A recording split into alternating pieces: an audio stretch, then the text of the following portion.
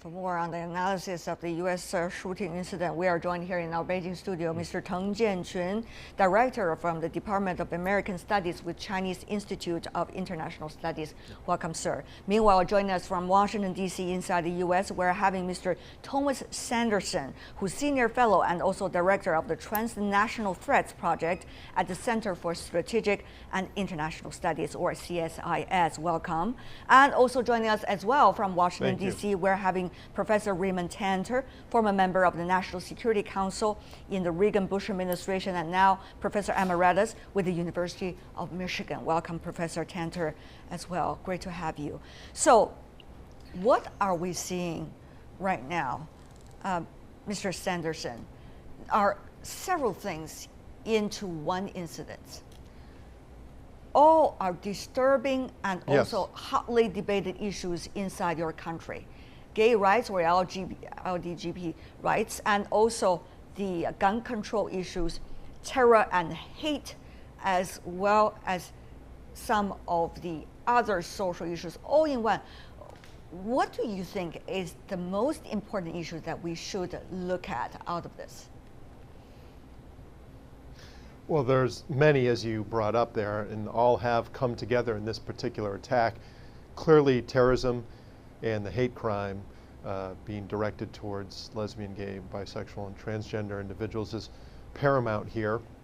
We, of course, need to look into any connections that this shooter had with any ISIS members. I don't think that he had any, but it is very early right now to make any declaration there. So we certainly have to investigate any connections that he may have had with them, and at the same time investigate this as a hate crime. We have 49 victims here, the 50th being the shooter himself. So 49 victims who were targeted because they were gay, and I think that is of paramount interest for the United States in protecting the rights of its individuals. At the same time, investigating this as a terror attack. So there's a lot going on here, still a lot to be learned, but a terrible tragedy that unfortunately is not that difficult to carry out. Right.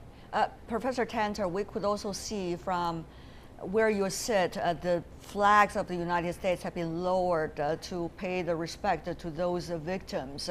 But having said that, though, even about LGBT rights, it was less than 2 days before the country celebrates a one-year anniversary of the Supreme Court's recognition of the legal marriage for gays and lesbians. So, but on the other hand, you see disturbing facts that there has been a lot of disagreements from the general society about that, reflected by this incident. So what do you make of these kind of big social turbulences going on inside the country?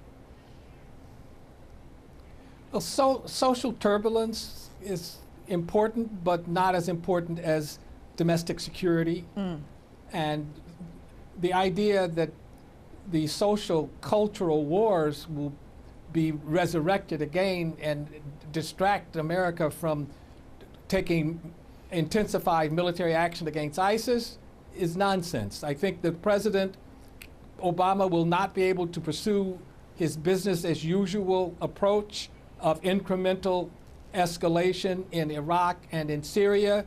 He will have to double down on the military side. He will have to double down on the diplomatic side to keep countries like Iran from trying to dominate both Iraq and Syria, and he'll have to double down on the domestic security side. Well, that's an interesting argument, but Mr. Sanderson, at this moment, because we do not know exactly the link between this individual and the so-called IS, Islamic State, because he only pledged a Pledge of Allegiance right before he went into this shooting to 911.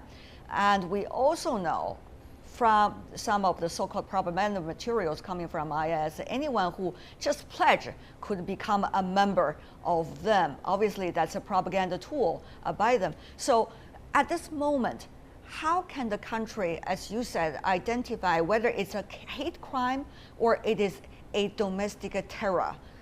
And the difference between these two would have a big impact on the social debates we're having now inside our country. Well, it is both. It is a terror attack and it is a hate crime, and we don't need to declare it either way. It happens to be both. I focus much less on the social impact of a crime like this and more on the terror side of things. So my concern is what this means for other terrorists and other lone wolves who are in the United States who look at what this shooter did and use it as a guide for how to successfully carry out a hateful attack against a particular community, in this case LGBT, in furtherance of the goals of ISIS, which happens to be a very homophobic organization. But the concern here is that any individual who declares bayat or allegiance to Baghdadi, the leader of ISIS, and can get access to a gun and ammunition, which is very easy to do, can carry out a similar attack. That should be a concern to all of us. It has been a concern long before this attack, long before the San Bernardino attack, and long before the attack up in Boston at the Marathon. Yeah. We have a big problem, and that is ISIS has a message that resonates with people around the world, including inside the United States. But on the other hand, people could also say, why would this incident, fatal incident happen? It has so much to do with the issue of gun control, even including some of the rifles this specific killer used that were used in some of the previous big incidents, for example, in San Bernardino. Dr. Teng, you are an observer from China looking at the US issues for years. What do you make of this difficulty of this debate inside the US about gun control? It's a partial party issue. It is a political issue. It's also very much a big social debate inside the US as well. Will this change the picture at all? Yeah, gun control has been a very sensitive and very tough job for all the politicians in the United States for decades. At the very beginning, the Continental Arm in the United States, I think just possessed the guns for their independence, and I think that time, the law on the rules of possessing gun actually played a very important role in the independence of the country.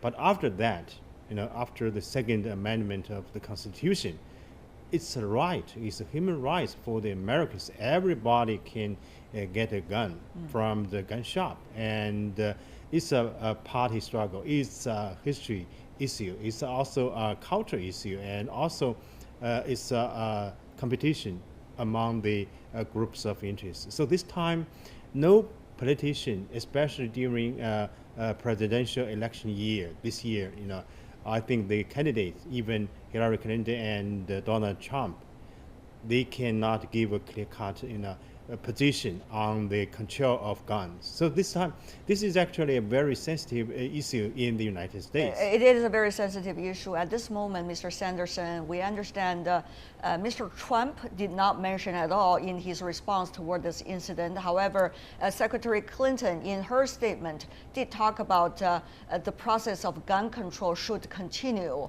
and the country should adopt it. What do you make of this difference between the two candidates? Are we seeing the candidates already articulate this incident into their overall presidential strategy, campaign strategy? Well, yes, and of course both candidates are doing that. They had already had gun control as one of the topics in their platform, with Secretary Clinton being for what she refers to as sensible gun control, and Donald Trump being less interested in restricting access to guns, though I don't know exactly what their suggestions and proposals are. But of course, this has been a big debate in the United States because of all the shootings that we've had.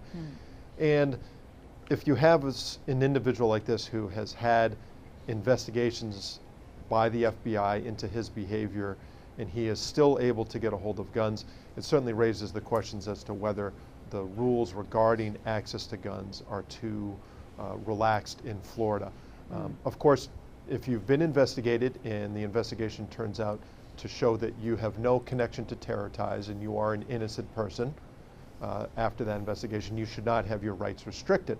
But there has to be some middle ground here and some better way to do this. This is clearly a tragedy and an outrage that an individual like this was able to use an assault rifle and kill so many people. I don't know exactly what the solution here is. Of course, no one really does at this point, and that's why we have a debate. And that debate is now intensified. According to Tracker's data, Professor Tanter, which defines a mass shooting as an incident in which at least 4 people are killed or wounded, there are 372 mass shootings inside the United States.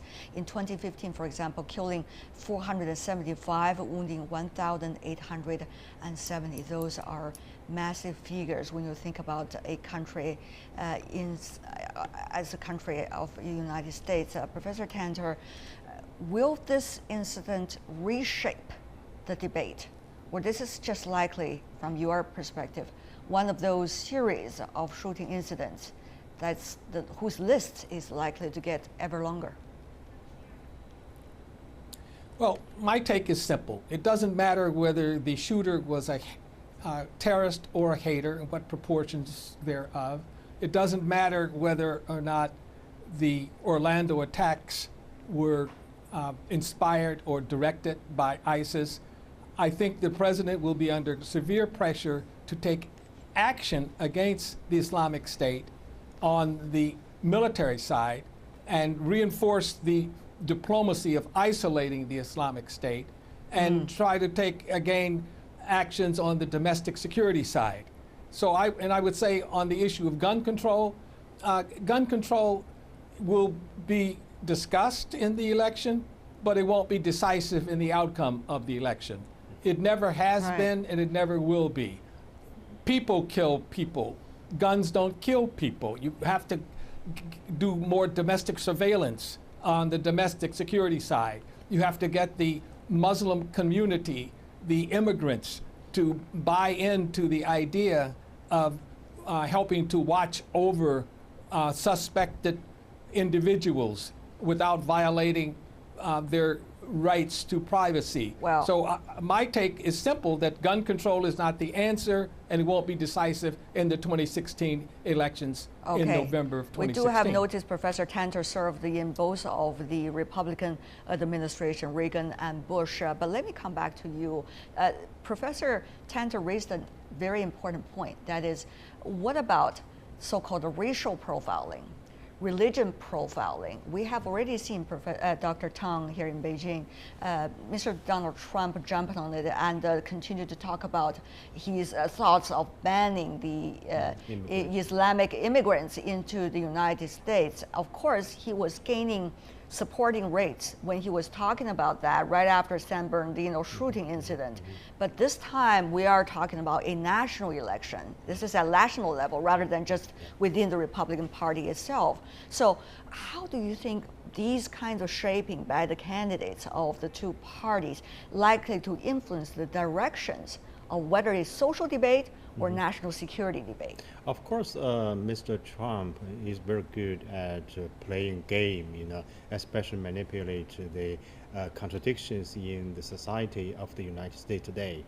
And according to his idea, I think he will ban all the suspects, all the Muslim from the outside world. This is actually a big word from his campaign. I don't think he can do that after the election. This is only a campaign for the presidency.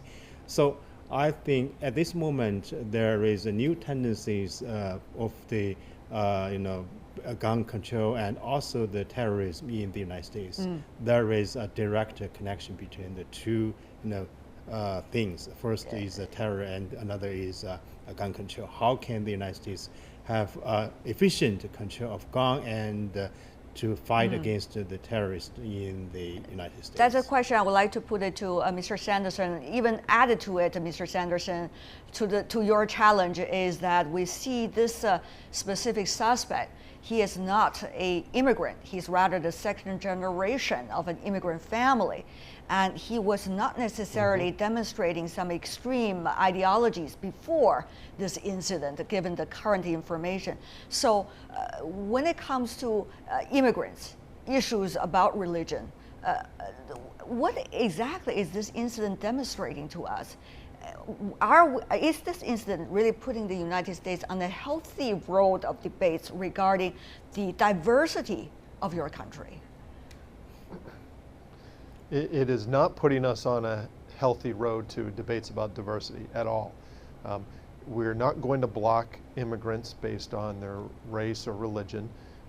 This is an individual who grew up, who learned a very hateful ideology and message from inside the United States as an American citizen. He happens to have a background as a second generation, actually first generation American. His father came over.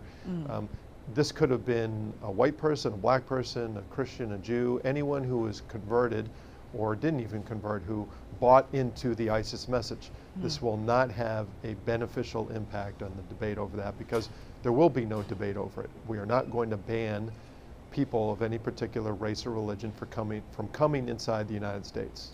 Full stop.